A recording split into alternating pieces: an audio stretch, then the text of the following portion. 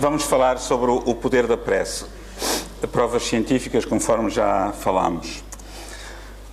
Iremos fazer um breve enquadramento histórico, falar sobre o objetivo da prece, como é que funciona o seu mecanismo, se existem provas científicas e concluir. O que é isto de prece? Quando se fala em prece, nós lembramos sempre dos padres, das religiões tradicionais, né? E aparece aquela dicotomia entre o orar e rezar. O que é isso, né? Ora bem, orar quer dizer falar, discursar. Rezar é repetir palavras memorizadas. O que é que o Espiritismo nos diz acerca disso? Que quando se reza nem sempre se ora. Quando se ora não há necessidade de rezar. Então, a oração é um estado de alma, é uma ligação mental com os planos superiores da espiritualidade. Rezar, podemos estar a dizer palavras e a pensar noutra coisa. O poder da oração sempre andou de mãos dadas com a fé religiosa, né? Desde que o homem é homem. Havia muitas maneiras de acreditar. E então acreditava-se, para quem tinha fé, que a oração tinha o condão de aliviar o sofrimento das pessoas, né? Jesus, quando esteve na Terra, deixou-nos um conselho: orai e vigiai. Isto é, orai, estai atentos, orai, estai em sintonia com o mundo espiritual, vigiai, estar atentos. Pedi e dar-se-vos-á. Isto parece assim um bocado lamecha, um bocado místico. A gente pede e ele dá tudo, não é? Mas se nós começamos a entrar na profundeza da doutrina espírita, começamos a ver que isto tem muito de científico e tem muito de realidade, de causa, dentro da lei de causa e efeito. O Espiritismo apresenta-nos a oração sem qualquer tipo de adorno, de culto acessório, rituais. Portanto, a oração é um ato de telepatia entre nós, que estamos no corpo de carne, e os seres estão no mundo espiritual. É uma ligação mente a mente que podemos fazer em qualquer parte, dentro de um autocarro, em casa, no quintal, no trabalho, no meio do maior barulho possível. O objetivo da prece, para que é que ela serve? Serve para sintonizar, para louvar, sintonizar com o mundo espiritual superior, para louvar, para agradecer ao mundo espiritual as bênçãos que nós temos no dia a dia, e também para pedir ajuda, né? De vez em quando. E eu, como sou um bocado melga lá com o patrão, só para não me ouvir, faz-me as vontades quase todas. Então, a prece alimenta a alma energeticamente, né? Dá mais calma, lucidez, harmonia, saúde e força anímica, né? Sem dúvida nenhuma. O poder da oração está no pensamento. Isso já aprendemos com o Espiritismo desde há 156 anos. E cada vez se comprova mais isso. Aliás, os Espíritos disseram isso a Allan Kardec. Tudo está no pensamento, né? E ele diz aqui na Revista Espírita de maio de 1867. É muito interessante, né? Os pensamentos atraem pensamentos da mesma natureza que os fluidos, na mesma maneira que os fluidos atraem fluidos similares. Então, assim, compreende-se que cada indivíduo traz consigo um cortejo de espíritos simpáticos, bons ou maus, e que assim o ar está saturado de fluidos em relação com os pensamentos predominantes. Então começamos a entender bem aquilo que Jesus dizia, né? Onde tiver o vosso pensamento, aí estará o vosso tesouro, e por aí fora. Mas, até então, acreditava-se que isto eram tudo histórias da carochinha, dos religiosos, dos místicos, etc. Depois começaram a aparecer um conjunto de personalidades não espíritas, como por exemplo Deepak Chopra, né? Um indiano, um médico endocrinologista e um filósofo. Ele tem mais de 35 livros e é uma pessoa muito conceituada hoje em dia e que vem de encontro a esta tese de que, de facto, há provas científicas de que o poder da prece interfere sobre o nosso bem-estar.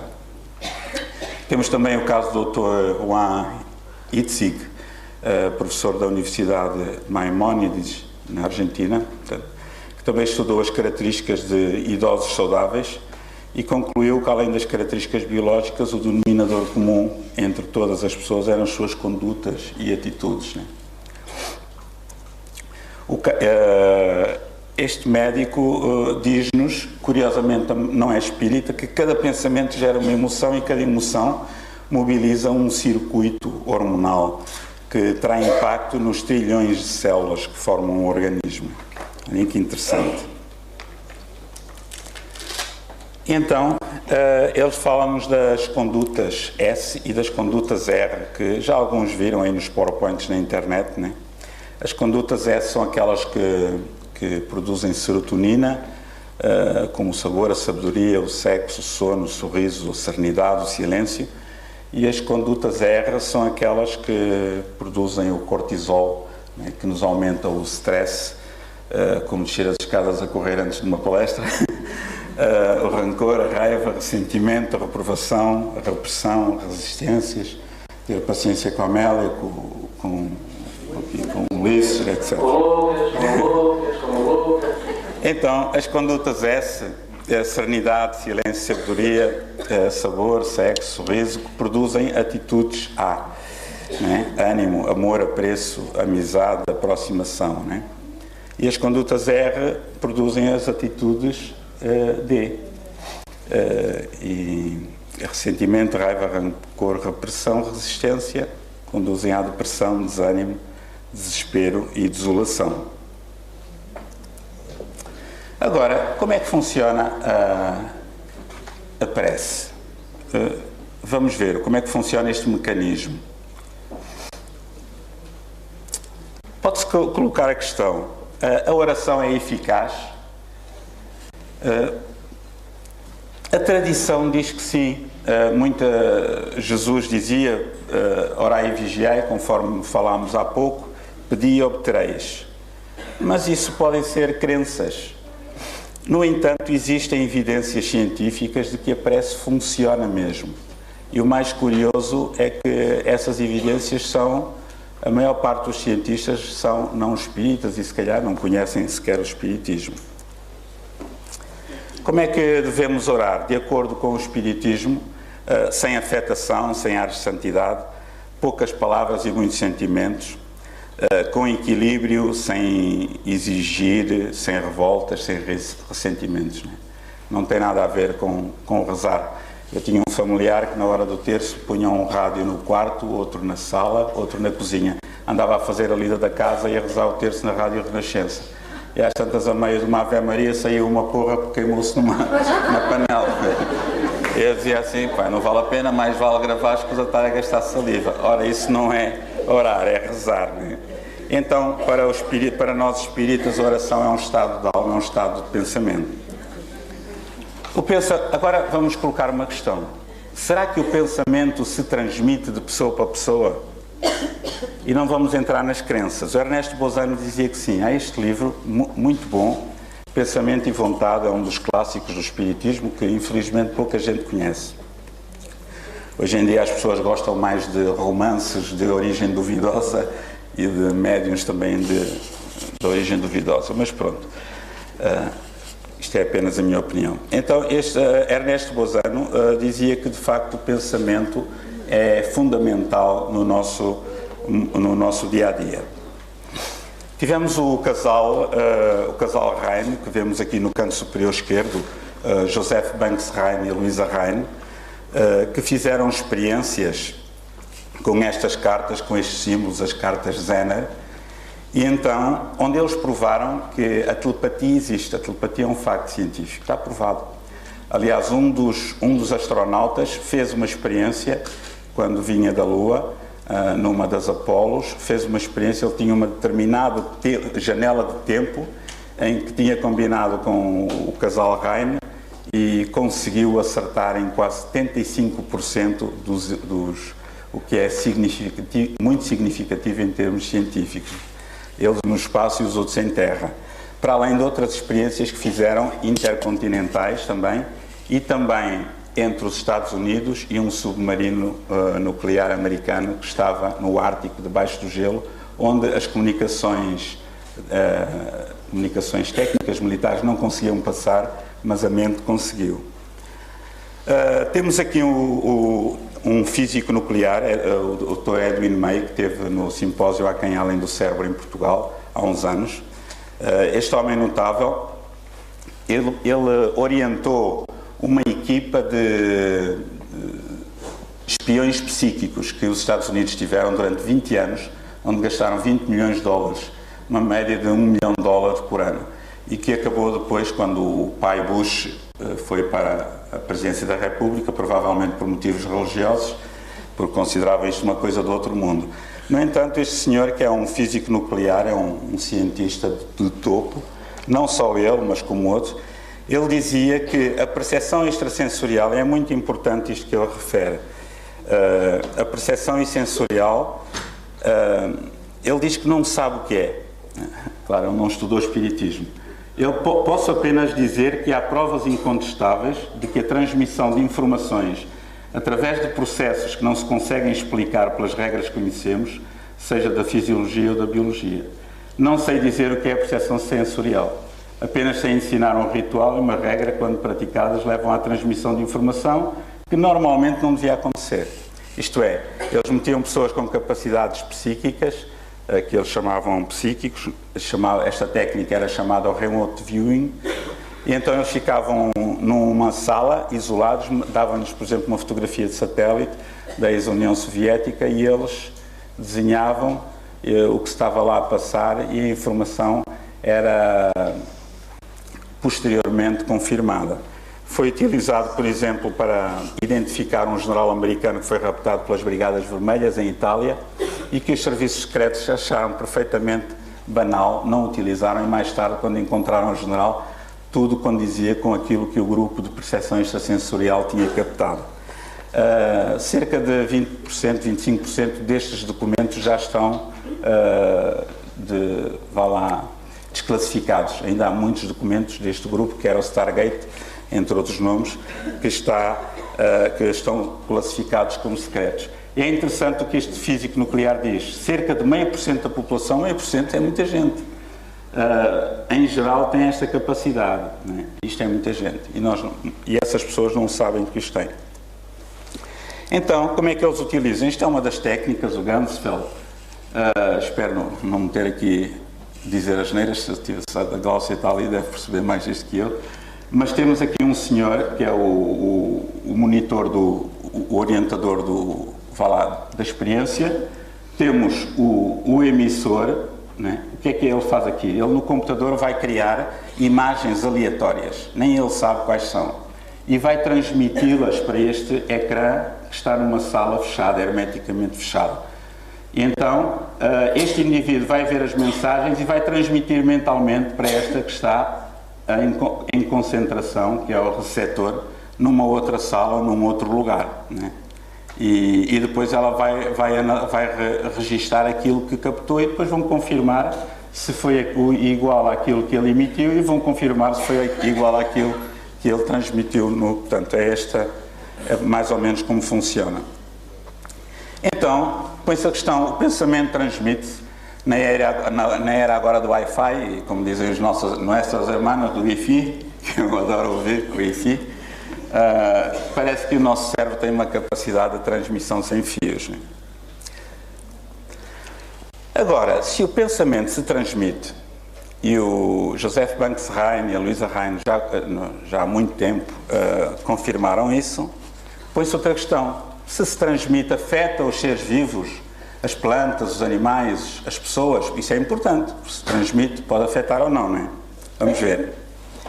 A doutora Thelma Moss, uma psicóloga na UCLA, na Universidade de Los Angeles, da Califórnia, ela fez várias experiências com esta senhora Olga Worrell e o marido Ambrose Worrell, que eram conhecidos por ter faculdades curadoras, capacidades psíquicas.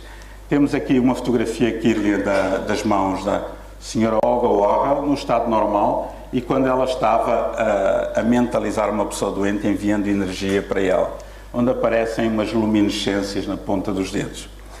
Então, esta senhora, eles fizeram uma experiência muito interessante, que foi, a 900 km de distância, puseram 2 vasos iguaizinhos, com plantas iguais, e levaram-nos lá e disseram, olha, vocês agora vão para casa e durante X tempo vão vibrar mentalmente e enviar carinho e ternura apenas para um dos vasos. E aquela planta que recebia o pensamento das pessoas a 900 km de distância crescia mais depressa que a outra e tinha mais vivacidade. Eles repetiram a experiência várias vezes e sempre acontecia que a planta focada pela Olga Worrell e o marido era afetada positivamente. Depois temos este simpático senhor, Dr. Bernard Grad, um bioquímico da Universidade de McGill, no Canadá, que na década de 60 ele fez várias experiências com o coronel Oscar Stabani, um coronel reformado do exército húngaro, que era conhecido pelas suas capacidades curadoras. Ele fez experiências com sementes de cevada, com ratos, e analisou quimicamente a água para provar que havia algo do nosso magnetismo humano, os nossos fluidos, que afetavam os seres vivos. E então, em laboratório, ele conseguiu analisar a água magnetizada por coronel Oscar Stabani e reparou que a estrutura molecular da água era alterada em relação à água que não era magnetizada. E essa estrutura molecular mantinha-se alterada, descobriu mais tarde o Dr. Edward Brame, durante 4 meses. Curiosamente, eu só descobri isto mais tarde, porque há bastantes anos, quando eu andava muito pior do que ando hoje, tinha um processo obsessivo grave que durou 8 anos, e um dia Divaldo Pereira Franco, no Porto, disse: olha, Lucas, a Joana Dejas pediu para trazer uma garrafinha de água para magnetizar em seu benefício. E é claro que eu trouxe logo 2, de meio litro, de água do Fastio, que faça publicidade. E então, ele levou aquilo no almoço. Quando veio, ele disse: agora você vai beber isto e depois, quando chegar a meio, mistura com água do mesma marca, por causa da condutibilidade elétrica, etc., do pH, etc. Ok, tudo bem. Sim, senhor. A água cheirava intensamente a rosas e sabia a rosas. A minha mulher disse: de certeza que ele deitou perfume lá para dentro. Muito bem. Eu cheguei a casa, peguei numa garrafa de Coca-Cola daquelas de 75, juntei a água toda, sempre que a garrafa chegava a meio, aquilo estava lá religiosamente ao meu lado e eu ia bebendo. Um dia o meu sogro foi passar um fim de semana à casa. E então estava com sede e pegou naquela água e foi perguntar à minha mulher: mas que raio de água é aquela que sabe a rosas e cheira a rosas? Isso é coisa lá dos espíritos. O que é certo é que o cheiro a rosas e o sabor a rosas, apesar da garrafa ir ser sempre aumentada, manteve-se durante 4 meses. Eu só descobri esta experiência de laboratório, que comprova aquilo que aconteceu comigo muito mais tarde, portanto não foi feita a sugestão. Aqui o Dr. Bernard Grad, eles fizeram feridas no dorso dos ratos. Temos aqui um grupo de controle que não iam fazer nada. Este era o grupo que foi magnetizado posteriormente por coronel Stabani e o grupo que era aquecido artificialmente. E vemos aqui do lado direito que os ratos que foram magnetizados, que receberam, vá lá, o passe magnético, as suas feridas curaram muito mais rapidamente do que os outros. E ele chegou à conclusão que os ratos tratados por pessoas dotadas de poderes curativos tinham uma velocidade de cicatrização significativamente maior. Então, chegamos a uma conclusão. O pensamento transmite-se, certo? Agora, Ambrose Worrell e Olga Worrell. O pensamento afeta os seres vivos, nomeadamente plantas, etc.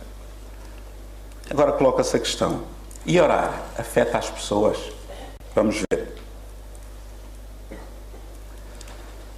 Milhares de cientistas em todo o mundo, hoje em dia, dedicam-se a pesquisar a influência da oração na saúde humana. Isto é uma pesquisa muito curta, porque tenho pouco tempo, meia hora, mas há muitos mais casos que aqui não estão, de pesquisadores, de cientistas que estão a trabalhar nesta área.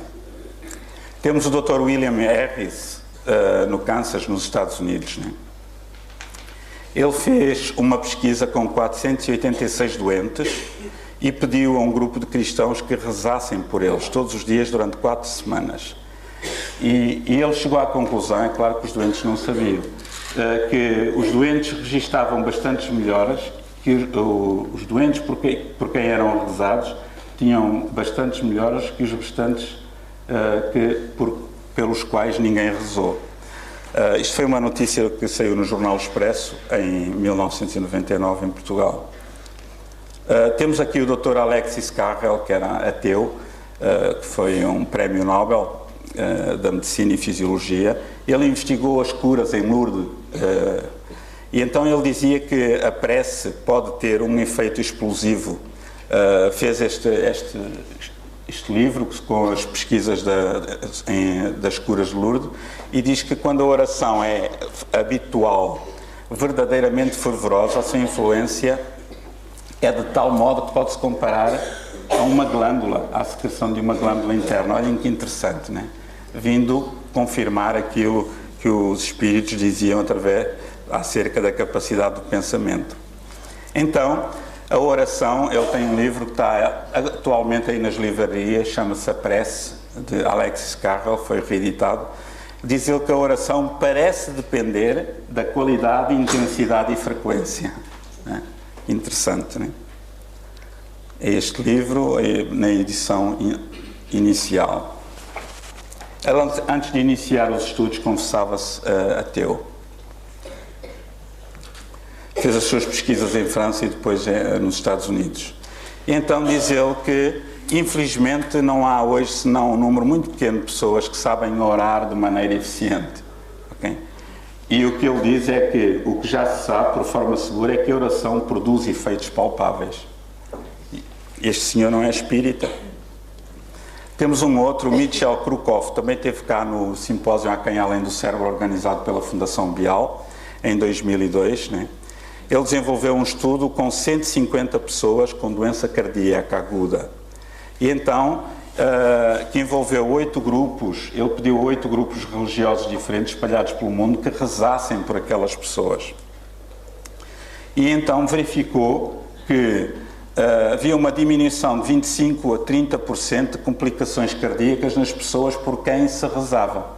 Eles não sabiam quem é que estavam a ser afetados pelas orações ou não. Né? O investigador também estudou outras técnicas, outras terapêuticas, como o relaxamento, etc. Mas, na opinião dele, a oração à distância foi a que obteve melhores resultados. Os seus estudos foram publicados no American Heart Journal em novembro de 2001. David Fontana, um homem espetacular, que eu tive o prazer de conhecer, já desencarnado, há uns anos. Ele esteve também no simpósio A Quem Além do Cérebro, organizado pela Fundação Bial, e deu uma entrevista para o Jornal Público, onde ele dizia que hoje em dia já não podemos rejeitar a existência do paranormal. E ele dizia nessa entrevista que há resultados que comprovam, por exemplo, a cura à distância por intermédio da oração. Ele também não era espírita, embora fosse espiritualista. Dr. Dean Ornish, que era o médico, o cardiologista do Bill Clinton, devia ser um bom médico, porque ele era um bocado agitado. Então, agora fui um bocado maldoso. Mas, o Dr. Ornish dizia que a pessoa que ama não adoece, porque através da ternura, gratidão, gentileza e perdão, libertamos no organismo partículas de neuropeptídeos que sustentam o sistema imunológico. Né? Então ele foi inclusive a capa da Newsweek.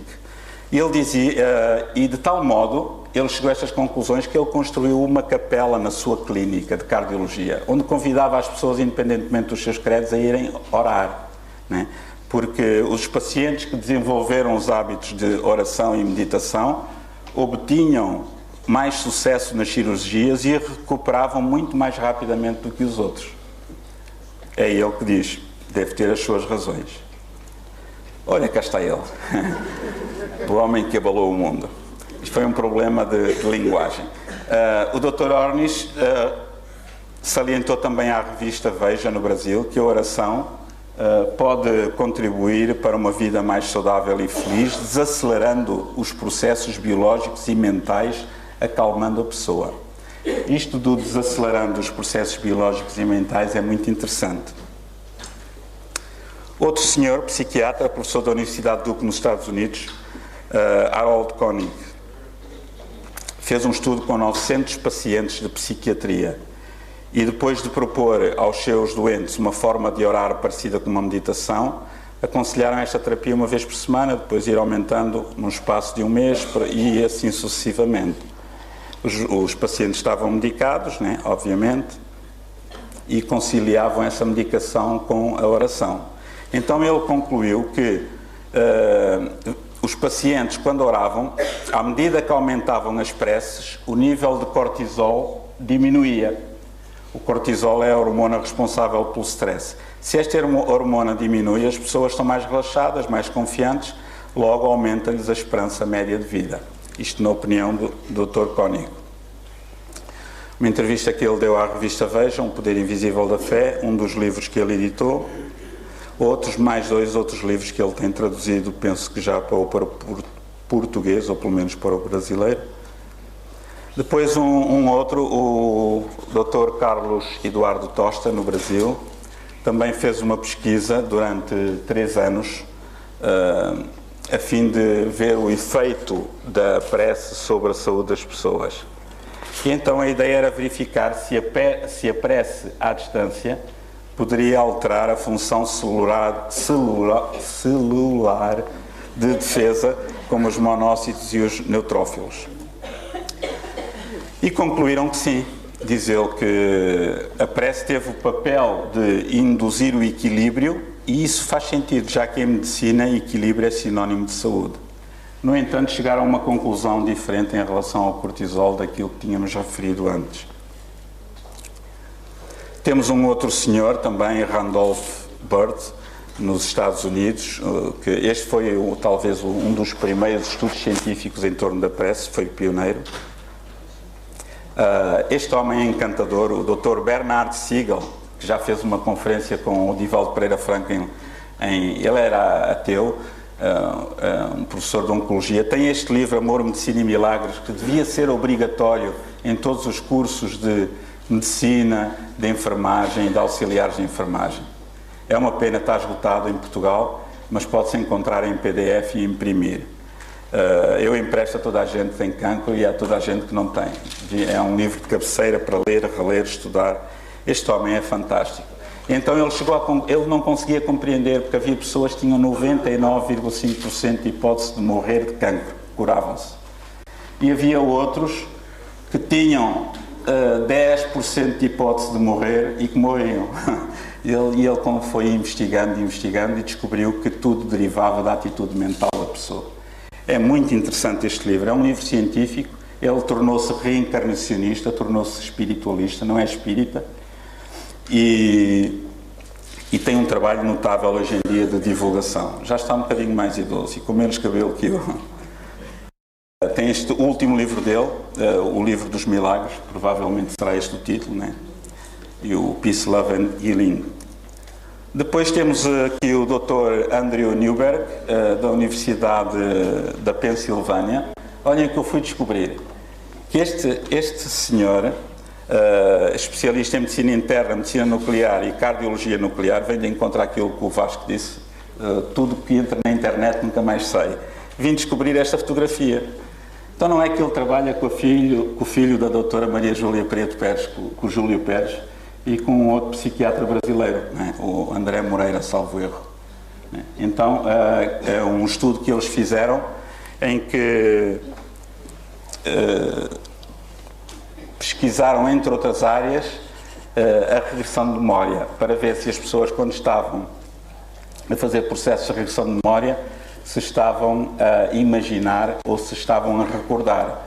E os equipamentos confirmaram que eles estavam a recordar porque ativavam as áreas do cérebro que eram a sede da memória e não as áreas do cérebro que eram as áreas criativas ou da imaginação. E então este Dr. Andrew diz que há evidências que pessoas que praticam oração e meditação estão associadas a quadros de redução da tensão muscular e da menor incidência de doenças coronárias, né? A redução da ansiedade, da depressão, da irritabilidade e aprimoramento da capacidade de aprendizagem, da memória e da estabilidade emocional. Tem este livro traduzido para o português, que está aí às vendas nas livrarias, Como Deus Pode Mudar a Sua Mente. Ele não é espírita. E por último, o Dr. Farr Curlin. Este é um senhor que é católico, também fez uma pesquisa em que demonstrou cientificamente que o poder da oração diminui os sintomas do Alzheimer e atrasa a progressão dessa doença. E o simpático Brian Weiss, que descobriu a espiritualidade, a reencarnação e a comunicabilidade dos espíritos no seu consultório, com um dos seus últimos livros, Os Milagres Acontecem. Ele diz também que podemos, através da prece, libertar-nos do stress, podendo, em situações de doença, produzir um alívio terapêutico. Estou mesmo a terminar. Nota-se. Conclusão. Eu confesso que ainda não consegui atingir a profundidade deste que está aqui escrito, mas vou tentar, nos próximos 50 anos. E, pelo menos, orai e vigiai, pedi e dar-se-vos-á. Até que ponto é que nós acreditamos nisto? Okay? Até que ponto é que nós pomos em prática esta ferramenta que já está comprovada cientificamente que funciona? No Livro dos Espíritos fala-nos nisso, que a prece é apresentada como uma lei natural ou divina, devendo ser entendida como a elevação do pensamento. A verdadeira oração é do coração, não é? No Evangelho segundo o Espiritismo também, faça cada qual a sua prece da maneira que mais lhe agrade. O Espiritismo reconhece como boas todas as preces, todos os cultos, desde que sejam sinceras do coração. No Livro dos Médiuns, a oração e o recolhimento são fundamentais para a prática da mediunidade segura, né? Para haver o intercâmbio com o mundo espiritual superior, para haver segurança. Joana de Ângeles, para terminar, diz-nos que a prece, dirigida aos enfermos, estimula os centros atingidos pela doença, restaurando o equilíbrio das células e recompondo o quadro que o paciente deve preservar. Diz ela, quando oramos, criamos mecanismos mentais, hábitos, que favorecem o contacto com os benfeitores espirituais. Orar é um ato de telepatia com os altos planos da espiritualidade. E o Dr. Ornish, que falámos há pouco, diz-nos que a oração e a meditação, a mudança de hábitos, as boas relações de amizade, de afeto, contribuem para uma vida saudável e feliz. Então, temos a ciência a dizer-nos que, afinal, a prece conduz para o alívio do stress, para a diminuição das doenças coronárias, aumenta as defesas do organismo, melhora a saúde, cura doenças, não é? E comprovando que o Espiritismo nos diz que, através dos centros de força, nós fazemos um intercâmbio energético, né, entre os fluidos e as energias do cosmos e dos bons espíritos, se nos afinizarmos com ele. Então, estes depoimentos, amigos, vêm comprovar o que o Espiritismo nos ensina há 150 anos, esclarecendo-nos o valor da oração, da renovação interior, da fraternidade, da solidariedade, né, que deve envolver a nossa vida, sintonizados com a mensagem de amor de Jesus. E gostava de terminar com uma pequenina homenagem a 3 pessoas muito especiais que se cruzaram comigo na minha vida. Comigo na vida, claro, na minha é uma redundância. Uma delas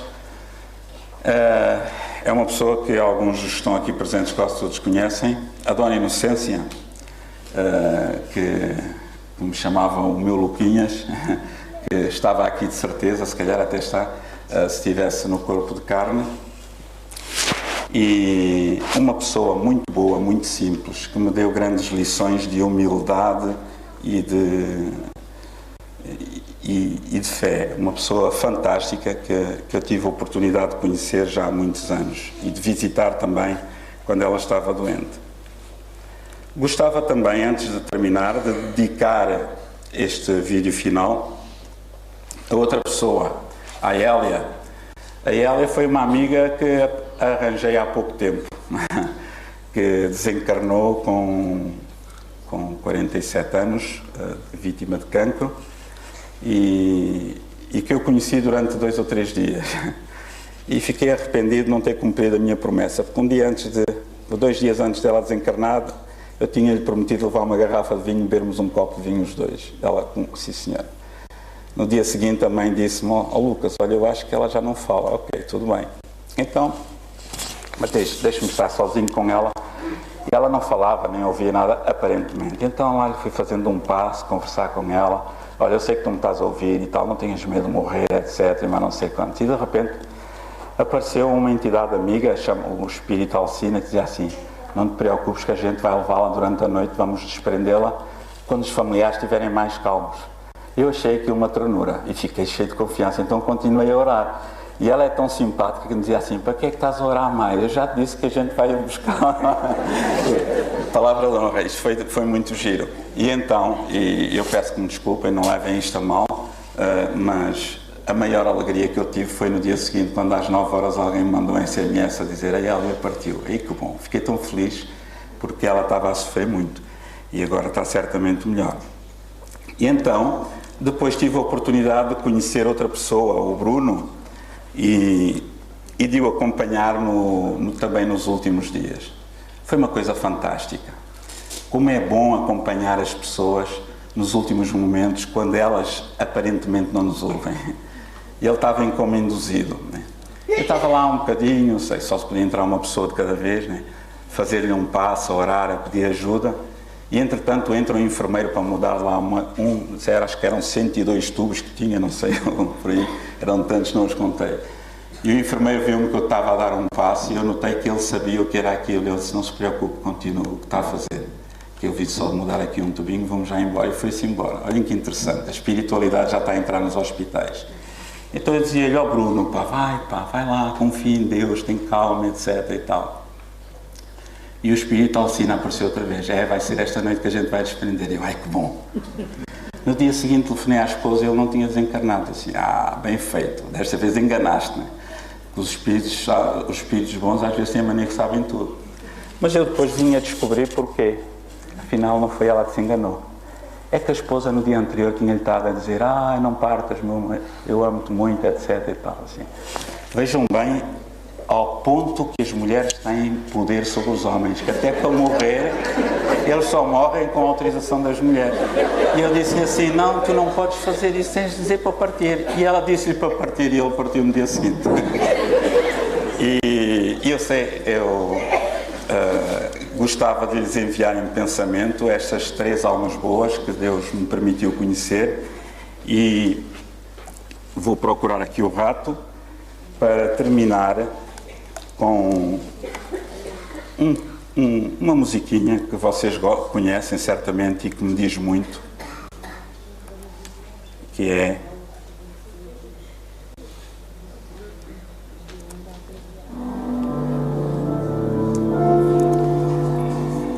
a oração de Francisco de Assis.